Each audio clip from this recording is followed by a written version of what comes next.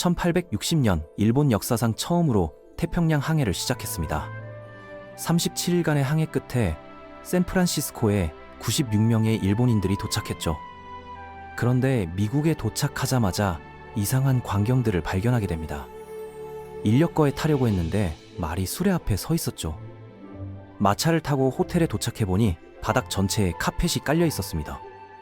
일본에선 부유한 사람들만 작은 조각으로 지갑을 만들 정도였는데 여기선 신발 신은 채로 밟고 다녔죠. 저녁을 먹을 땐 테이블 위 컵에 얼음이 떠다녔습니다. 냉장고도 없던 시대 한여름에 말이죠. 이들은 처음 보는 것들에 연달아 당황했습니다. 더 놀라운 건 식사 후 해안가에 나가보니 깡통과 빈 캔들이 아무렇게나 버려져 있는 모습이었습니다. 일본에선 상상도 못할 광경이었죠. 지금부터 일본인들의 시선으로 본 1860년 미국의 충격적인 모습을 파헤쳐 보겠습니다. 미국 땅을 밟은 첫 번째 일본인들이 겪었던 충격적인 문화적 혼란을 상상해 보신 적 있나요? 1860년 태평양을 가로질러 도착한 이들의 눈에 비친 서구 문명은 그야말로 다른 세계였습니다. 이들의 경험담은 오늘날에도 여전히 우리에게 깊은 울림을 주죠. 그 놀라운 이야기를 지금부터 자세히 들여다보겠습니다. 일본이 개국한 지 얼마 되지 않았던 시점에서 한 젊은 학자가 요코하마 항구를 방문하게 됩니다. 그곳에서 그가 마주한 현실은 참으로 당황스러운 것이었죠. 외국 상인들과 대화를 시도해보려 했지만 서로의 언어를 전혀 이해할 수 없었던 것입니다. 간판에 글자 하나, 병에 붙은 라벨 하나조차 읽어낼 수 없는 상황이었거든요. 이러한 좌절감은 그에게 새로운 목표를 제시해 주었습니다. 바로 영어 학습이었죠. 하지만 당시 일본에서 영어를 가르칠 수 있는 사람을 찾기란 하늘의 별 따기만큼 어려웠습니다. 그는 나가사키에 있던 통역관 모리야마 타카시로를 찾아가게 되었고, 이 사람은 주로 네덜란드어를 다루었지만 영어도 어느 정도 구사할 수 있었다고 합니다. 흥미로운 점은 당시 일본인들이 영어를 배우는 방법이었습니다. 외국 선박에서 구조된 일본 어부들로부터 단어들을 배우기도 했고, 네덜란드어 지식을 영어 학습에 응용하려고 시도했던 것이죠. 두 언어가 모두 같은 어족에 속한다는 사실을 깨달았을 때 그들의 두려움은 상당 부분 해소되었습니다. 1년 후 역사적인 순간이 찾아왔습니다. 일본 정부가 미국에 사절단을 파견하기로 결정한 것입니다. 이는 일본 역사상 전례가 없는 대담한 시도였죠. 칼린마루라는 이름의 작은 군함이 이 임무를 담당하게 되었는데, 이 배는 사실 네덜란드에서 구입한 것으로 증기 엔진이 달린 범선이었습니다. 가장 놀라운 것은 일본인들이 외국인의 도움 없이 스스로 태평양을 횡단하겠다고 결심했다는 점입니다.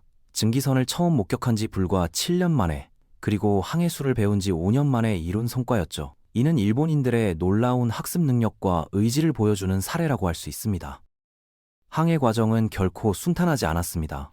출항 직후부터 폭풍우를 만났고 계속해서 거친 날씨와 싸워야 했죠.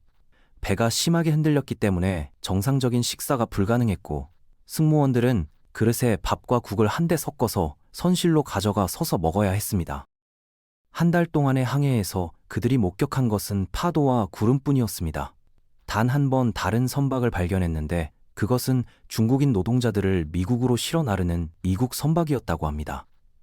이 외로운 항해 중에 물 부족 문제가 발생했는데 선장은 물을 낭비하는 자는 즉시 처형하겠다고 선언할 정도로 상황이 심각했습니다. 37일간의 험난한 항해 끝에 96명의 승무원 모두가 무사히 샌프란시스코에 도착했습니다. 이는 일본으로서는 자랑스러운 성취였죠. 당시 기준으로 보면 정말 놀라운 일이었습니다. 샌프란시스코에서의 환영은 그야말로 따뜻했습니다. 미국인들은 마치 오랜만에 만난 제자를 맞이하는 스승의 마음으로 이들을 대했다고 합니다.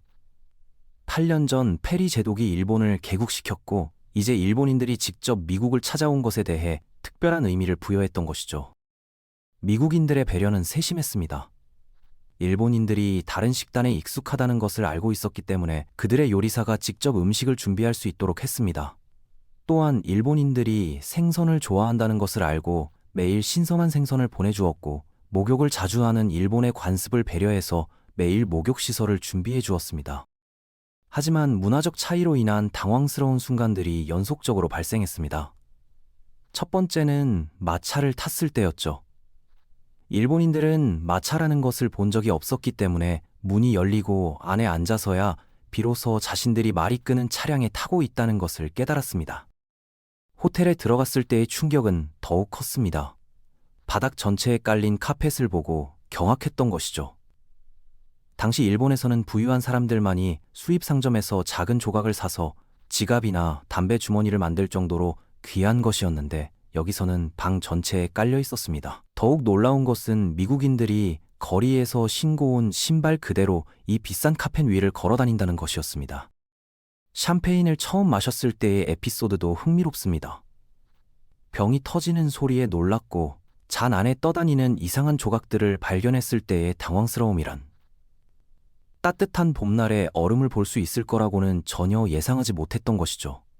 일행 중 일부는 그 얼음 조각을 삼켰고 다른 사람들은 갑자기 뱉어냈으며 또 다른 사람들은 용감하게 씹어보기도 했습니다. 담배를 피우려 했을 때의 실수담도 웃음을 자아냅니다. 일본에서는 흡연자 앞에 잿더리와 화로가 준비되어 있었는데 미국에서는 그런 것을 찾을 수 없었죠. 벽난로에서 불을 가져와 담배를 피운 후 잿더리를 찾지 못해서 손수건 대신 사용하던 종이에 재를 싸서 소매에 넣어두었습니다. 그런데 잠시 후 소매에서 연기가 나기 시작했던 것입니다. 꺼졌다고 생각했던 불씨가 조용히 옷을 태우고 있었던 거죠. 이런 당황스러운 경험들을 통해서 한 일본인 학자는 자신의 변화를 깨달았습니다. 일본에서는 독립적인 정신을 가진 평온한 학생으로서 세상을 똑바로 바라볼 수 있었고 아무것도 두려워하지 않았는데 미국에 도착하자마자 갑자기 수줍고 자의식 과인인 얼굴 붉은 신부처럼 변해버렸다는 것입니다. 이런 극명한 대조가 자신에게도 우스꽝스럽게 느껴졌다고 고백했습니다. 어느 날 저녁, 미국인 호스트가 댄스 파티에 초대했을 때의 혼란도 상당했습니다. 일본인들은 신사숙녀들이 방 안에서 뛰어다니는 것처럼 보이는 춤을 이해할 수 없었죠. 웃으면 무례할 것이라는 것을 알고 있었지만 춤이 계속되는 동안 표정을 조절하는 것이 매우 어려웠다고 합니다. 승마 경험에서는 오히려 일본인들이 우월함을 보여주었습니다. 특히 키무라 선장은 뛰어난 기량을 선보였는데 그는 일본에서 매일 말을 타던 숙련된 기수였기 때문이죠. 미국인들은 일본인들의 승마 실력에 감탄했고 이를 통해 서로에 대한 이해가 조금씩 깊어졌습니다. 미국의 산업 발전상을 구경할 때도 예상과 다른 반응을 보였습니다. 미국인들은 일본인들에게 전신기 같은 현대적 발명품을 보여주며 놀라움을 기대했지만 이미 그 원리를 알고 있던 일본인들에게는 그리 새로운 것이 아니었습니다. 오히려 그들이 진짜 놀란 것은 일상생활의 완전히 다른 측면들이었죠. 가장 충격적이었던 것은 철의 낭비였습니다. 해안가 곳곳에 오래된 깡통, 빈 캔, 부러진 도구들이 버려져 있는 것을 보고 경악했던 것입니다. 당시 일본에서는 화재가 난 후에도 수백 명의 가난한 사람들이 몰려들어 탄화된 나무에서 못 하나하나를 찾아낼 정도로 금속이 귀했거든요. 물가의 차이도 놀라웠습니다. 굴 한 병에 50센트를 지불해야 했는데 그 안에는 20-30개밖에 들어있지 않았습니다. 일본에서 같은 양의 굴 가격과 비교했을 때 이해할 수 없을 정도로 비쌌던 것이죠. 정치적 사고방식의 차이도 크게 느껴졌습니다. 어느 날 한 신사에게 조지 워싱턴의 후손들이 어디에 있는지 물어보았을 때 그는 매우 무심한 태도로 여성 후손이 한 명 있는데 결혼했다는 소문을 들었다고 대답했습니다. 이런 무관심한 반응에 일본인은 충격을 받았죠. 일본에서는 쇼군 도쿠가와 가문처럼 위대한 통치자의 계보를 잇는 사람들에 대한 존경심이 대중의 마음속에서 신격화될 정도였거든요. 워싱턴 가문도 당연히 특별한 대우를 받을 것이라고 생각했는데 미국에서는 그렇지 않았던 것입니다. 이것이 공화정 체제의 특징이라는 것을 머리로는 알고 있었지만 실제로 경험해보니 매우 낯설었던 거죠. 미국인들의 관대함도 인상적이었습니다. 일본 배의 손상된 부분을 수리해 주었을 뿐만 아니라 귀국 항해를 위해 편리한 장소에 사물함까지 만들어 주었습니다. 수리 비용을 묻자 친절한 미소로 맞이하며 돈은 받지 않겠다고 했던 것이죠. 언어 학습에 대한 열정도 대단했습니다. 통역사 나카야마와 함께 웹스터 사전을 한 권씩 구입했는데 이것이 일본에 처음 수입된 웹스터 사전이었다고 합니다. 비록 아직 영어 실력이 부족해서 네덜란드어 영어 사전에 많이 의존해야 했지만 외국인들과의 접촉을 통해 실력을 향상시키려고 끊임없이 노력했습니다. 이런 경험들을 통해 일본인들은 단순히 기술적 발전에만 놀란 것이 아니라 생활 방식과 사회적 관습, 그리고 사고방식의 근본적인 차이에 더 큰 충격을 받았다는 것을 알 수 있습니다. 과학적 발명품이나 산업기계보다는 일상생활 속의 문화적 차이가 그들에게는 훨씬 더 새롭고 당황스러운 것이었던 거죠. 샌프란시스코에서의 체류 기간 동안 일본인들이 느꼈던 복잡한 감정들을 생각해보면 이들이 얼마나 용기 있는 도전을 했는지 알 수 있습니다. 언어도 통하지 않고 문화도 완전히 다른 땅에서 자신들의 나라를 대표해서 외교 임무를 수행해야 했던 것입니다.